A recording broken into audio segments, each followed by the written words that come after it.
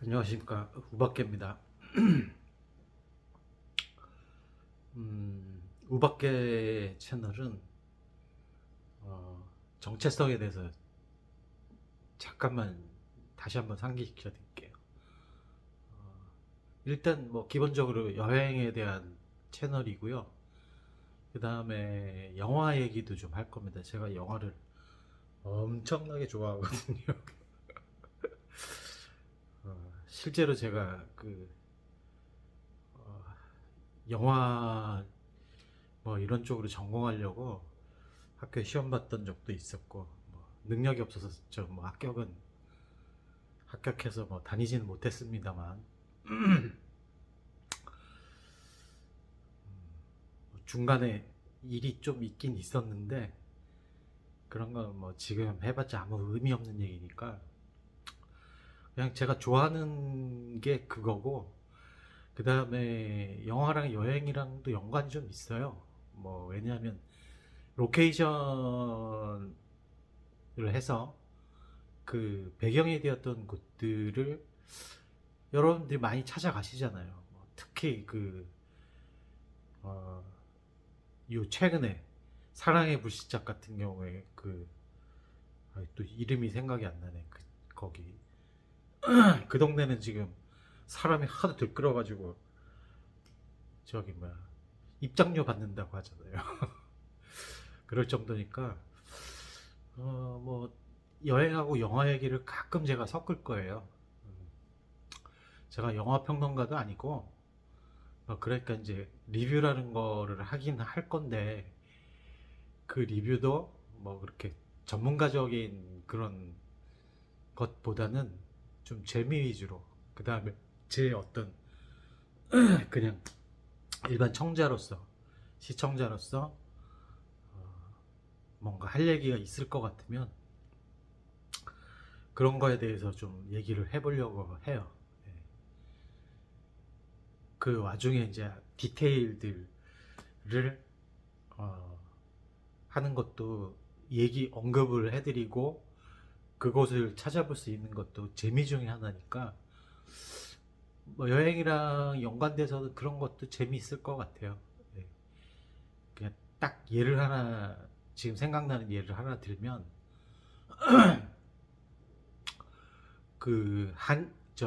한니발이라는 영화 있잖아요. 양들의 침묵.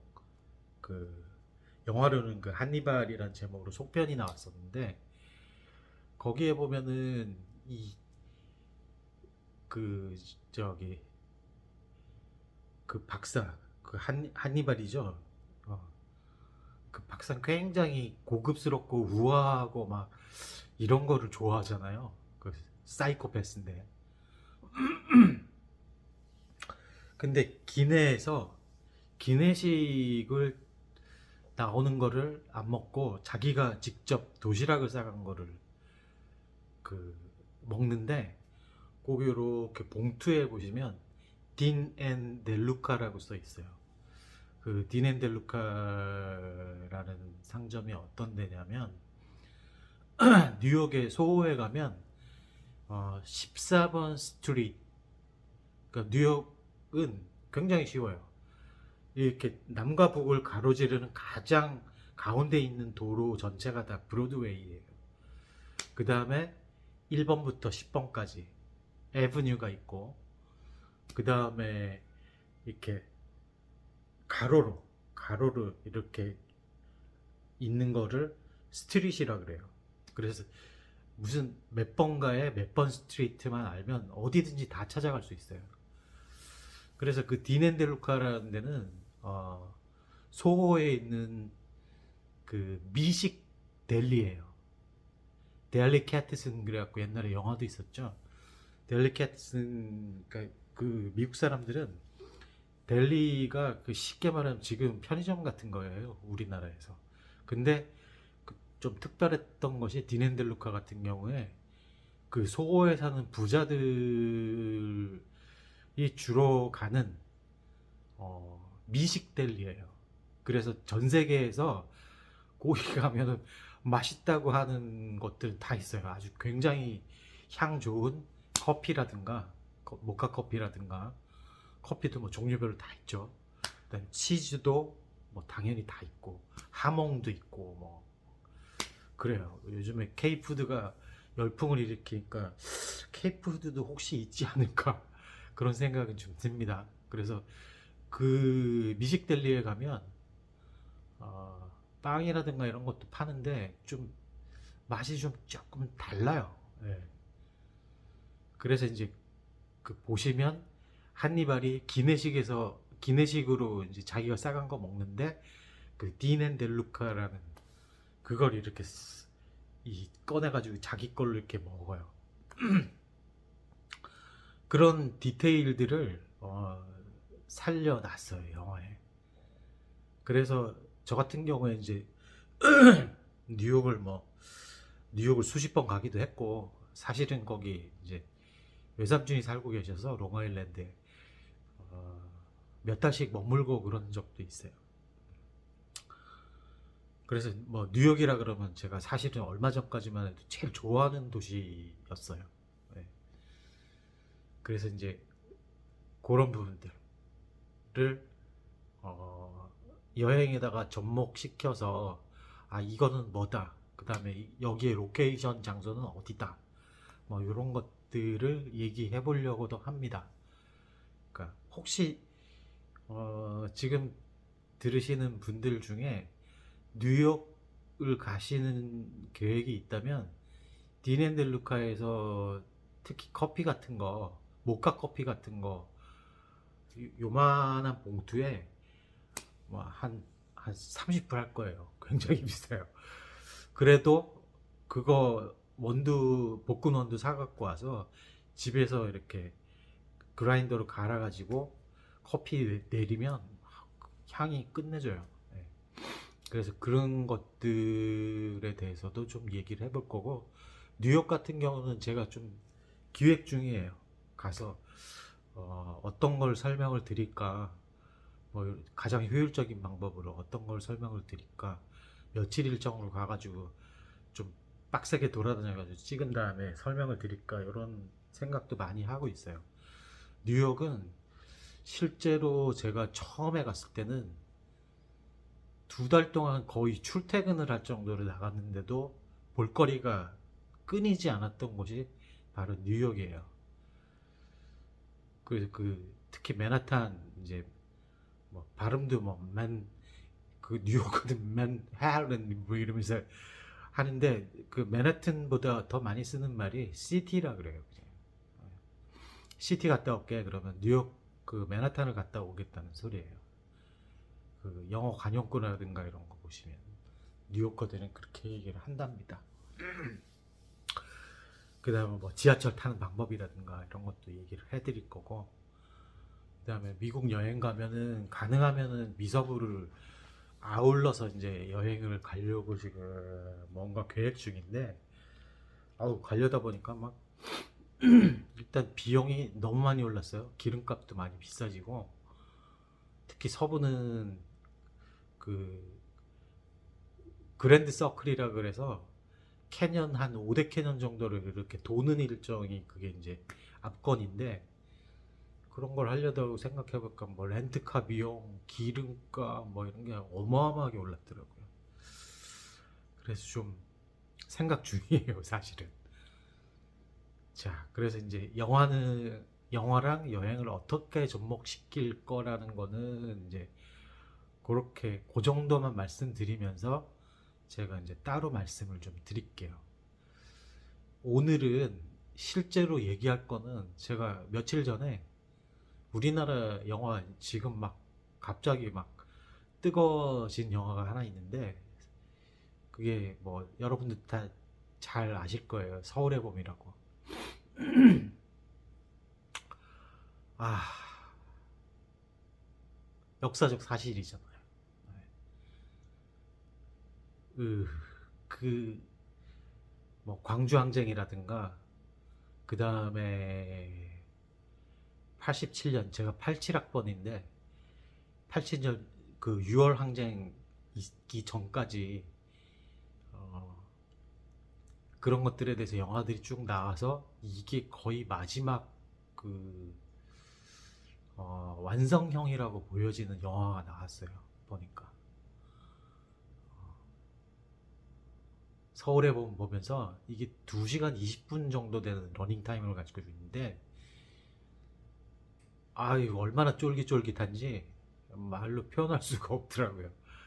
그냥 훅 지나가요. 그냥 시간이. 그 펀이라고 하는 재미 말고 인터레스팅이라고 할 만한 그런 재미가 새록새록 살아나는 그런 영화입니다. 그러니까 재미의 결이 좀 다르죠. 역사적 사실이니까 스포일러가 좀 있습니다. 그러니까 뭐 서울의 봄을 보는데 난 꼭 스포일러 피하고 싶다 그러시면 여기서 시청 중단하셔도 돼요. 네. 저는 얘기는 해야 되겠고. 자, 그래서 보니까 시나리오부터 시작해서 조명, 촬영, 그 다음에 캐릭터들에 대한 배우들의 연기 하나 흠잡을 게 없어요.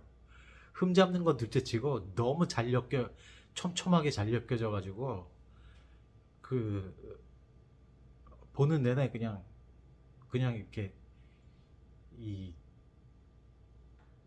훅 지나갔어요. 훅 지나갔어요, 정말. 거기에 보통 메서드 연기라고 하죠. 그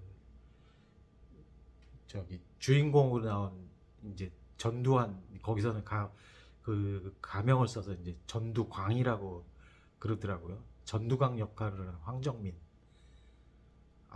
황정민 배우에 대해서 조금 제가 달리 생각하는 계기가 될 정도로 아주 그냥 녹진녹진 찐득찐득 아주 징글징글하게 연기 잘하더라고요. 정말 징글징글했어요. 전두환이 저렇겠다.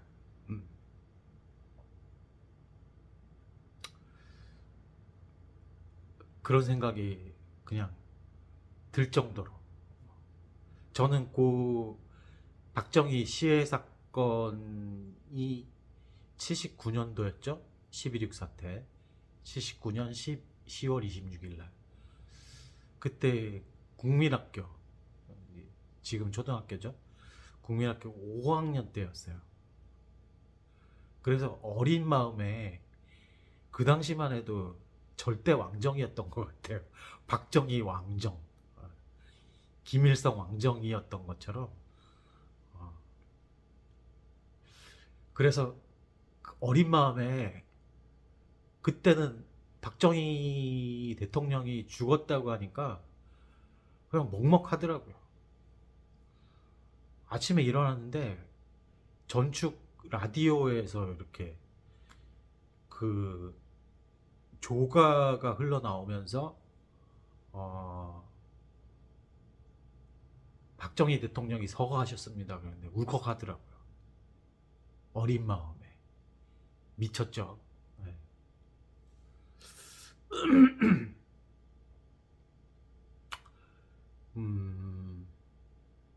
그 이후로 이제 10월 12일 날 그 전두환 그 합동수사본부장이 보안사령관을 겸직하고 있다가 쿠데타식으로 그 당시에 육군참모총장이었던 정승화를 체포해서 연행을 하고, 그 다음에 마지막까지 대결구도를 펼쳤던 이태신으로 나온 장태환 소장.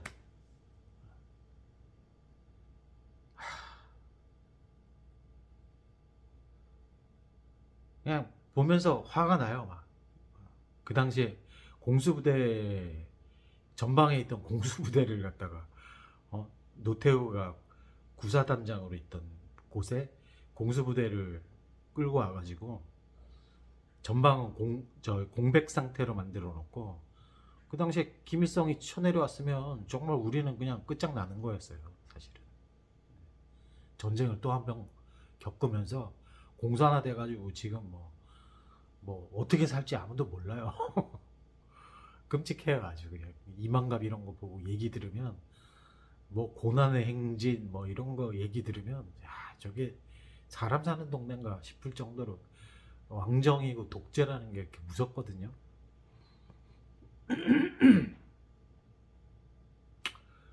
근데 제가 얘기하고 싶은 거는, 전두환이 그렇게 할 수 있었던 것에 대한 백그라운드가 더 화가 나요, 사실은. 다른 부분이 아니고, 그 사회 전반에 윤리가 없었어요. 윤리라는 게, 금도라는 게 있잖아요. 적당히 해라. 좀 적당히 해라.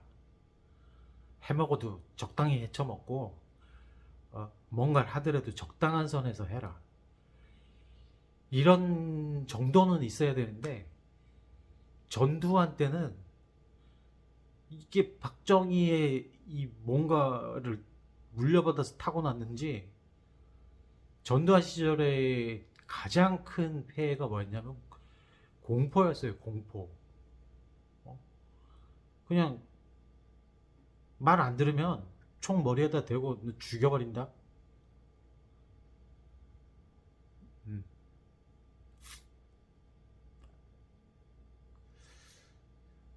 그런 것들이 일반적으로 깔려 있으니까 게임의 법칙이 거의 다 작용을 해요, 저 사회 전반에. 그래서 그 당시만 해도 학교 다닐 때 선생님한테 정말로 뭐 학교에 문자들은, 뭐 문자라고 그런 학생들은 말할 것도 없고, 어쨌든 교칙을 위반하면 정말로 비 오는 날 먼지 나듯이 맞았어요. 저는 이 비겁자의 정서가 너무 강해가지고, 소위 말하는 뭐 범생이었기 때문에 맞은 적은 없습니다. 학교 다닐 때 그냥 단체로 뭔가를 맞을 때는 뭐 한두 대 맞은 적은 있어도, 제가 뭐 저 혼자 따로 맞은 적은 없거든요. 왜냐하면 맞는 게 너무 무서웠어요.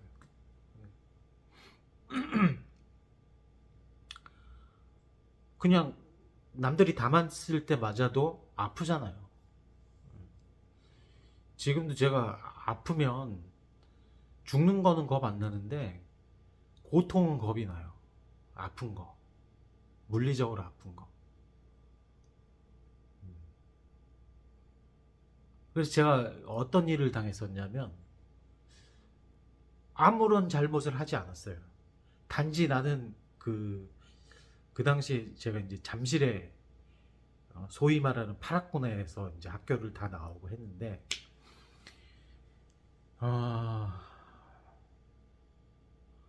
그 잠실 주공아파트 2단지에 제가 이제 몇 년을 살면서, 거기 상가에 떡볶이 집이 유명한 집이 있었어요. 할머니가 운영하시는. 그래서 이사를 가고도 거기를 찾아가서 이제 먹곤 했단 말이죠. 근데 어느 날 경찰관이 오더니, 너네 학생증 다 내놔봐 이러더니 데리고 가는 거예요. 너 집 어디야? 어딥니다. 그랬더니 넌뭐 여기 사는, 중앙아파트 사는 놈도 아닌데 여기 왜 왔어? 기가 막히죠. 그래서 거기서 뭐 샌다 다 까고, 경찰이 무슨 깡패도 아니고 샌다 다 까고, 그냥 책가방을 갖다가 막 이렇게 들어가지고 막 훅훅 털더라고요. 그래갖고 책도 다 우두둑 떨어져 내리고, 그러면서 했던 얘기가 뭐냐면, 그 파출소 소장 놈이라고 할게요. 놈이었으니까. 소장 놈이 했던 얘기가, 억울하면 너네 판검사 돼. 그래서 나한테 복수해 이러더라고요. 와, 으아, 으아, 으아. 정말 속에서 그냥 열천불이 일어나는데 어떻게 할 수가 없고, 그러면서 뭐 혐의점이 뭐가 있어요, 그 학생이. 그러고 가는데 그 뒤에다 대고 또 뭔 일이 있으면 너네 부를 거라고 얘기하더라고요. 부를 때 와야 된다 이렇게 얘기하더라고요. 정말로 죽여버리고 싶었어요. 그때 뭐 저따위 인간이 다 있나 싶어가지고.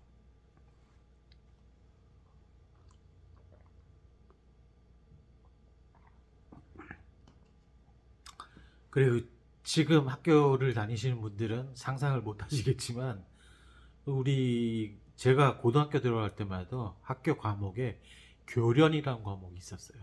그래갖고 하얀 바탕에 그 까만 점이 우르륵 있고 베레모 같은 거 하나 주고 각반도 차고 이래가지고 그 군사훈련, 아주 기초적인 군사훈련을 받았었어요. 그래서 플라스틱으로 만든 M16 소총의 모델도 주면서 총검술도 학교에서 배우고.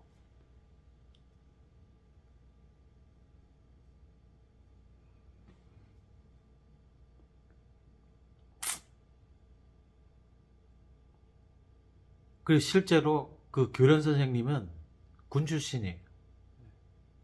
뭐 대위나 중위로 예편해가지고 학교에 이제 그 교사로 오는 거죠. 그럼 꼭 두들겨 패도 그 밑에 무기고라고 이제 그 플라스틱으로 만든 총 있는 곳에 가갖고 무기고 캐비닛에 넣어 이렇게 박아놓고 거기서 아주 그냥 진짜 먼지나게 두들겨 팼어요. 배를 갖다가 축구공 차듯이 차요. 네. 나쁜 놈들. 사람을 어떻게 그렇게 때릴 수가 있어요. 전 군대에서도 쫄따구나 뭐 이런 뭐 후임병이죠. 쫄따구라는 말 써서 죄송합니다만 때려본 적이 없어요. 맞는 것도 그냥 위에 선임들이 때리면 맞고 말았지, 제가 잘못 안 해도 때려본 적이 없어요. 그 제일 싫었던 게 처음에는 그 뭐죠? 욕하는 거. 욕을 한마디도 안 썼었거든요. 제가 군대 가기 전까지.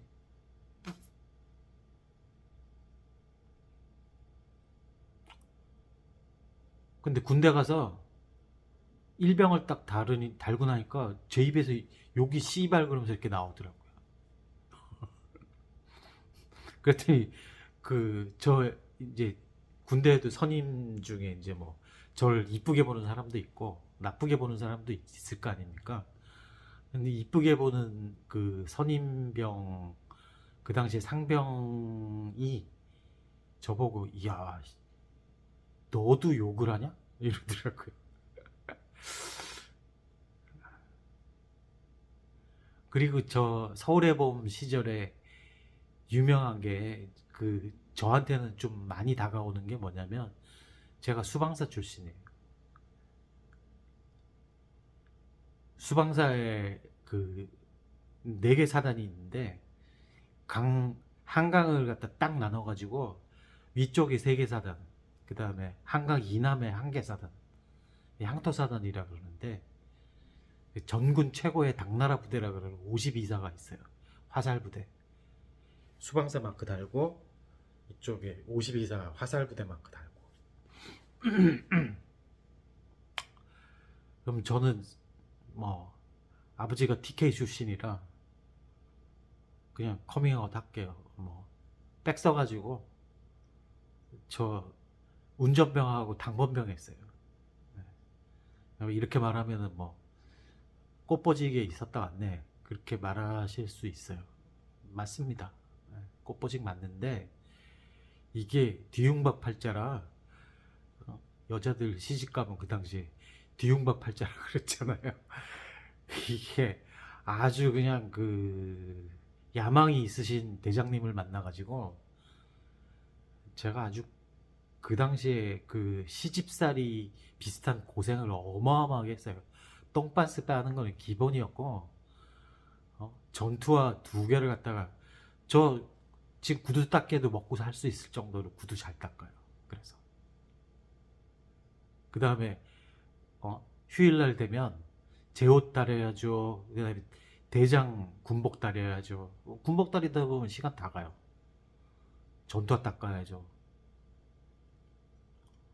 그 테니스 친다고 기어 들어와가지고 옷 벗어내 속옷 벗어내놓은 걸 이렇게 보면 똥 묻어 있고 그거 빨래 싹 해가지고 어?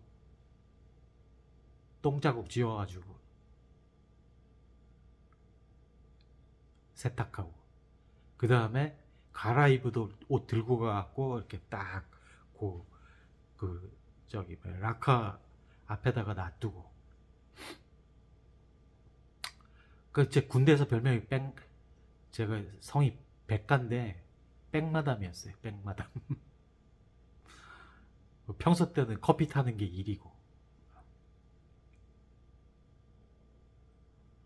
그리고 그 범법행위 하는 것도 군대는 일반 병들은 FM대로 하면 되는데 그렇지 않은 병사들은 AM을 더 잘 알아야 되고요. 저 같은 당번병이나 뭐 이런 사람들은 보좌관이 얘기를 해요. 아예 너는 FM보다는 AM을 잘 파악해라 이렇게 얘기하더라고요. 어떤 일이 있었냐면 김영삼이 대통령 되기 전에 군대에서 이제 부재자 투표를 하죠. 군인들은 그 당시에 이제 부재자 투표를 했단 말이에요. 군대 내에 기표소가 설치가 돼요. 기표소가 설치가 되고 거기서 투표를 하고 올라가는데 김영삼이 그때 3당 합당하면서 전두환 노태우랑 뭉쳤잖아요. 그러면서 김영석 찝으라고 우리 그 중대장이 그 기표소 앞에 서가지고 이게 도장 찍는데 그 천을 갖다가 이렇게 열더니 여기 찍어 여기. 기가 막히죠. 기가 어떻게 해요? 찍어야지.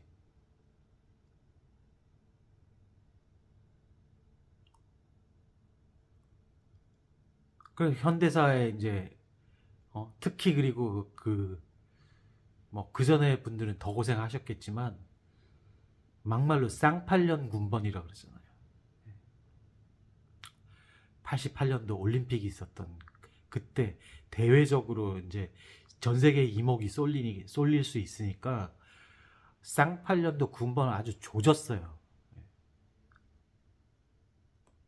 맞기도 많이 맞고 수방사를 가면 수방사에 배치가 되기 전에 자대에 배치가 되기 전에 그 진관내동의 진관사 근처에 수방사 보충대가 있습니다.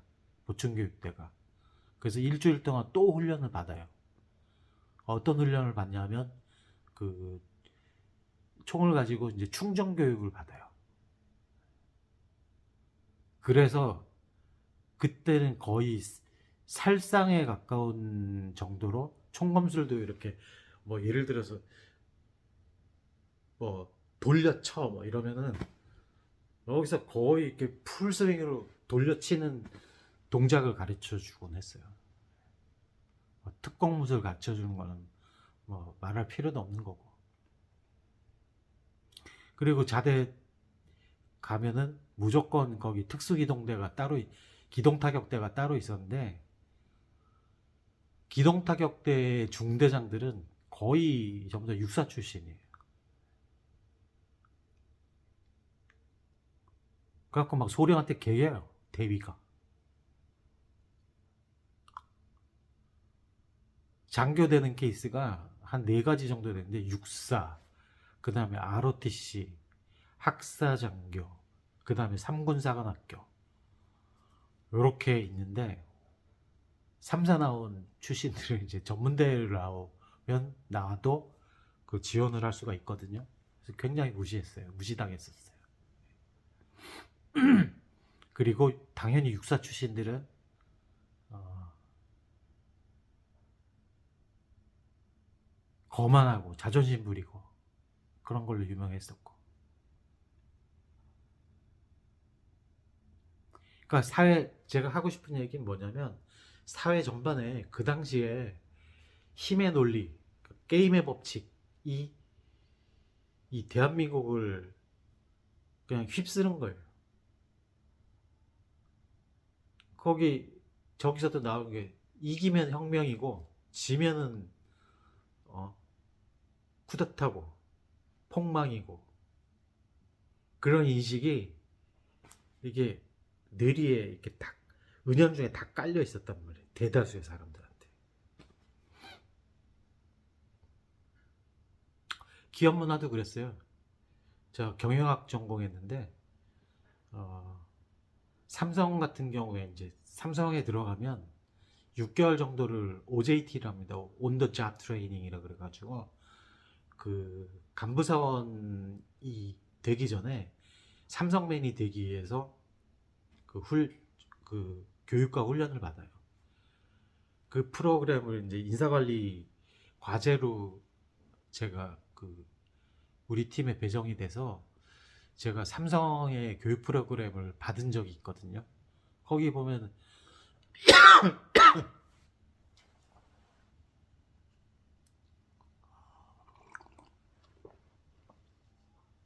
관에 들어갔다 나오는 것도 있었어요. 사람 죽으면 들어가는 관 있죠. 관에 들어가서 자기의 정체성과 자아를 다 죽여버리는 거예요. 삼성에 맹종하게 만드는 사회 전반이 거의 그랬어요.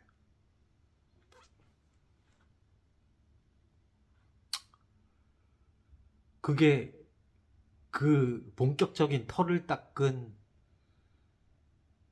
근현대사의 시기가 바로 그 12.12 사태가 있고 신군부가 정권을 잡았던, 그러니까 전두환과 노태우가 정권을 잡았던 그 시기라고 생각이 되는데 일단 그 12.12 사태가 보여주는 그 안타까움들이 많이 있습니다. 그런 것들을 저 영화에서 정말로 기가 막히게 그려놨더라고요. 네. 잘 쓴 역사는요, 소설 같아요.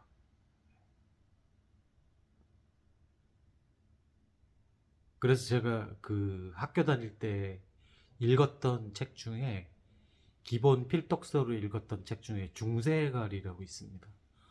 호이징거의 그 중세갈을 보면 이렇게 읽다 보면 역사가 이럴 수 있구나, 역사를 기술해 놓은 것이 이럴 수 있구나, 이런 생각을 많이 했었어요, 그 당시에. 그리고 프랑스의 역사학자 중에 폴 벤느라는 사람이 있는데 폴 벤느가 그 역사에 대해서 이렇게 얘기를 하더라고요. 역사는 30%의 진실에 70%의 구성적 상상력으로 이루어졌다, 이렇게 얘기를 해요. 그 얘기는 뭐냐면 70%의 구성적 상상력이라는 게 뭡니까? 유추하는 추측이에요. 사실이 30%가 있으면 그걸 거기서 뻗어나온 기운과 팩트와 이런 것들 가지고 유추해내는 어떤 시나리오란 말이에요. 역사의 속성이 그런 거예요. 그걸 CCTV로 실시간으로 찍지 않는 이상은 역사서 자체가 그게 특히 옛날에 기록된 거, 요즘은 조금 다른 면이 있겠지만 그럼 기술해 놓은 거에 100% 그게 진실이다 이렇게 얘기할 수는 없어요.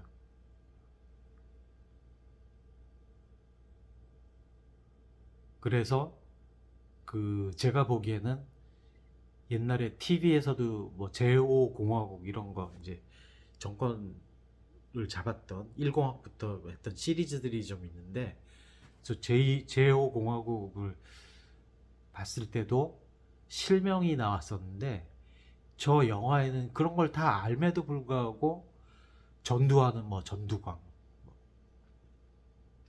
그 다음에 장태환 소장은 이태신 소장, 뭐 이런 식으로 이름을 바꾼 이유가 김성수 감독이 아마 그런 어떤 자의적인 해석이 많이 들어가 있기 때문에 그런 걸 환기시켜 주려고 아마 이름을 그렇게 한 것 같아요. 그래서 시간이 되시면 서울의 봄은 꼭 한번 보시라고 좀 말씀을 좀 드리고 싶어요. 예, 다름이 아니고. 자, 그래서 이제 뭐 스포일러 하겠다 그랬는데 스포일러는 거의 없고요. 일단은 뭐 요약을 좀 하자 한다고 치면 어, 전두환 역할을 한 전두광 역할을 한 황정민의 연기는 정말로 그 뭔가 이렇게 남을 것 같아요. 황정민 최고의 연기였어요. 제가 황정민을 그렇게 인정하지 않던 편이었거든요. 왜냐하면 연기가 거의 똑같았었어요. 잘하긴 하는데 거의 비슷했어요. 스타일이. 근데 저기서는 좀 다르더라고요. 뭔가 속에 있는 뭔가 이렇게 툭툭툭 튀어나오더라고요. 팝콘 터지듯이.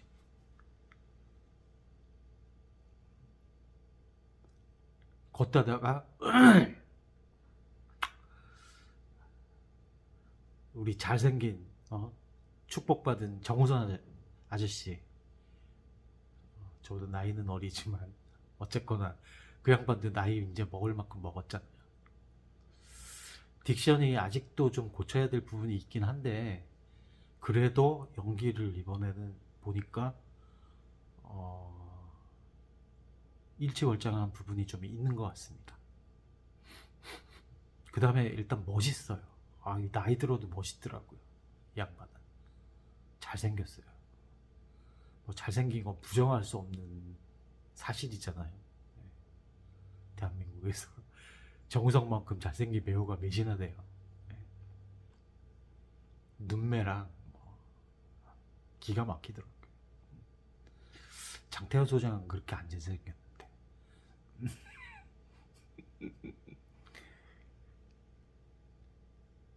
그래서 제가 보기에는 연기만 해도 볼만하고요. 그 다음에 이제 팩트를 가지고 이렇게 해석을 하면서 감독의 자의적인 세상을 바라보는 그런 시선이 어떻다라는 거를 굉장히 효과적으로 보여준 영화라는 생각이 듭니다. 강추드립니다. 제가 좀 뭔가 이렇게 얘기를 하자고 들면 일단 제 별점은 5개 만점에 별 4개 반이에요. 네, 4개 반. 잘 만들었어요.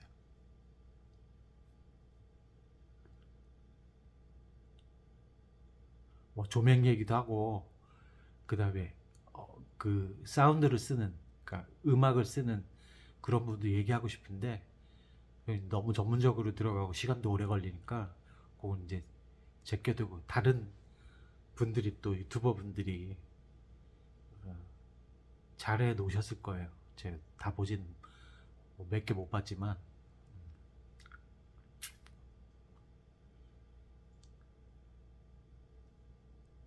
꼭 보십시오. 예. 제 서울의 봄 리뷰는 이것으로 마치겠습니다. 감사합니다. 무박겠습니다.